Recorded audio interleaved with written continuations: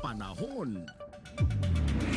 Mga kakibat, patuloy pong minomonitor ng pag-asang low pressure area o LPA sa labas po ng PAR. Huling namataan ito sa layong 1,325 kilometers silangan ng Eastern Visayas at posibleng maging bagyo sa loob po ng 24 hanggang 48 oras. Ngunit mababa naman ang tsansa na pumasok ito ng PAR o Philippine Area of Responsibility.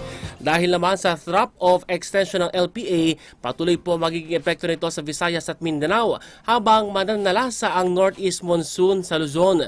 Dahil pa rin po sa trough, maulap na papawirin na may pagkidlat at pagkulog ang asahan po sa Masbate. At bunsod ng northeast monsoon, maulap na papawirin na may mahinang pag-ulan naman ang asahan sa Cagayan Valley, Cordillera, Administrative Region, Aurora, Quezon at nalalabing bahagi ng Bicol Region. Mas magandang panahon naman sa nalalabing bahagi ng Luzon, kabilang po Metro Manila na may tsansa ng mga mahinang pag-ulan. At sa Visayas naman at Mindanao na mananatiling nakaantabay po sa updates ng pag-asa dahil sa posibleng pagbaha at pagguho ng lupa dahil sa trough.